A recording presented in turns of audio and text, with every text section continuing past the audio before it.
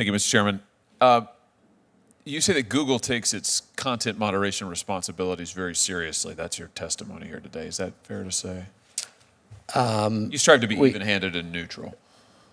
Yes, we construct our algorithms to be politically neutral. Analytically objective and apolitical, I think, were your exact words. Exactly. Is that yes. right? And you don't impose filters based on political viewpoints. That's your testimony.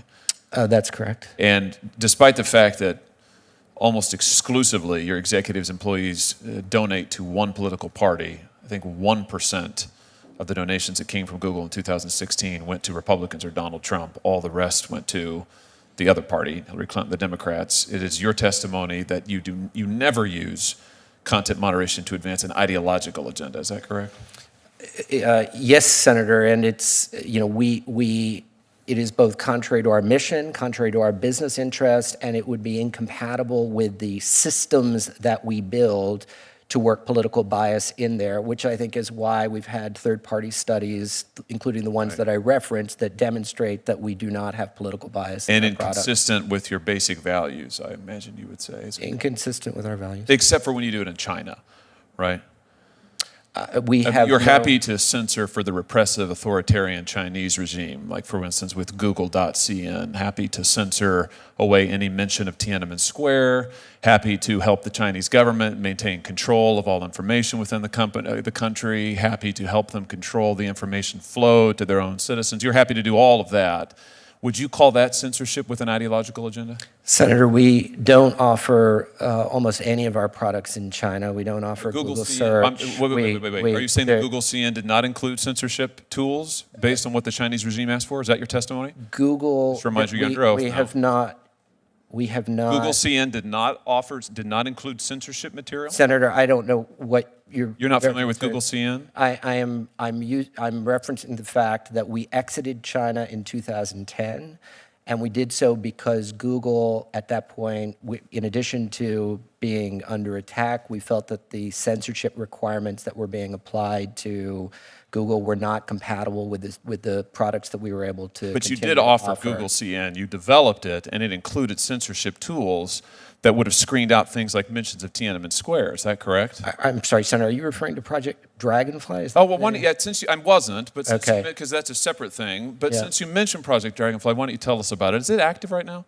It's not, Senator. You're able to say that for the record. It's not active. You've abandoned Project Dragonfly? Yes, we've terminated that. Are you willing to commit today here that Google will not agree to or participate in any form of censorship with the Chinese regime in China against Chinese citizens? Or will you commit to that? You will not agree to any information or restrictions on data flow in China, the Chinese market? Senator, I'm trying to imagine hypothetically what you're referencing. We don't thinking provide about search. Google CN, for instance. We don't reference China's search in China. Fundamentally in China, we actually do very little today, certainly compared to any other major technology company. We really... So you won't block search terms for Uyghurs in concentration camps or Tiananmen Square? You won't do that in any business, any venture going forward? We don't... No, I'm asking you won't, because we know you have in the past. That's what Google CN was. You know you've contemplated it with Project Dragonfly. I'm asking you now for a commitment. I'm glad to hear you say that Project Dragonfly has been canceled. I think that's news. So that's good to hear, because there's been news reports that it's still active, so I'm delighted to hear that. We've been clear that we have no current plans to go into China in the search market. That's great. So that's great. And you're committing to me here today that you will not in the future do so, and you will not engage in censorship in China. What we're willing to commit to, Senator, is that any decision to ever look at going back into the China search market is one that we would take only in consultation with key stakeholders. Yeah, that's what you said in response to Senator Blumenthal's questions about whether or not you submit to an audit. It was the longest no in the English language. Now you're not giving me a yes or a no. Let me just come back to a question that Senator Blumenthal asked I thought was interesting. You're confident that Google hasn't been infiltrated by Chinese intelligence? We see no evidence of that, Senator. What do you think about General Dunford, Chairman of the Joint Chiefs of Staff, his comment at the Atlantic Council a few months ago that typically, I'm quoting him, typically if a company does business in China, they're automatically going to be required to have a cell of the Communist Party in that company, and that is going to lead to the intellectual property from that company finding its way to the Chinese military. Do you think he's right about that, wrong about that? Senator, we do, as I mentioned before, barely any business in China, so I don't Which have you have really done in the the basis. past, and you have tried to. 2010, we exited the country. That wasn't that long ago. 10 years ago. Okay. Well, my point is this. You've been more than willing to engage in ideological censorship in the largest market in the world.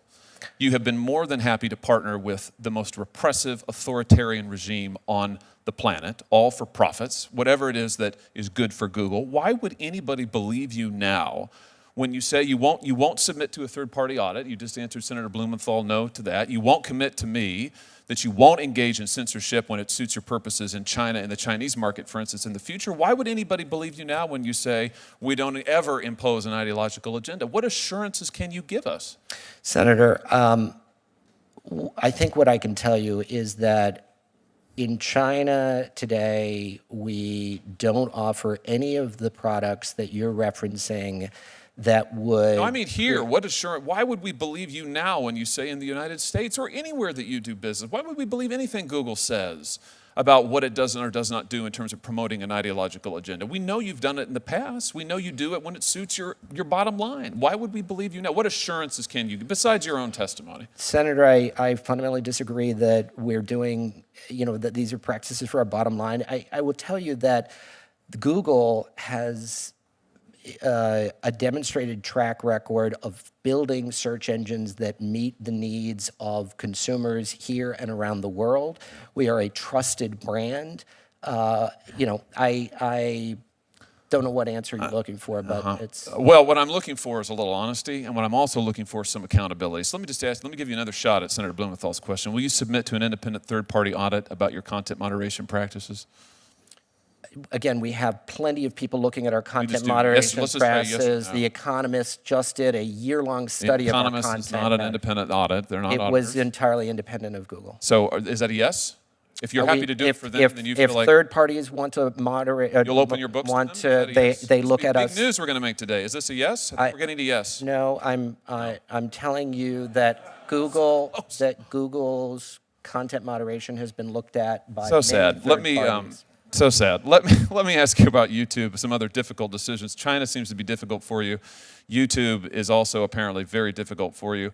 Why isn't it, what is so hard about ending the automatic referral of videos featuring minors to pedophiles? Why is that difficult? Why doesn't YouTube just do it? You know you can stop it. Why won't you just do it? Senator, I'm not sure. You're not familiar with this issue? No, I'm familiar with the issue that you're referring to. Based on our policy decisions that we've made earlier this year, we have eliminated or referencing or recommending videos that contain minors in risky situations, risky conditions. Wait, so you're telling me that you've turned off the auto, you've taken them out of the algorithm, you've turned off the auto referral, you're no longer recommending videos of minors? Yes, not all minors. There will be situations where there's perfectly legitimate video footage containing minors, but videos that contain minors in risky conditions, we have stopped recommending those videos. How much money does YouTube make from videos featuring children?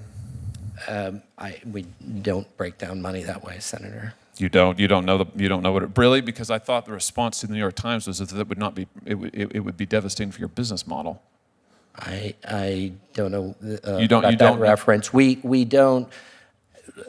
I can tell you that the kinds of videos that you're referencing, we have no desire to see pedophiles utilizing YouTube. I wouldn't have thought so either.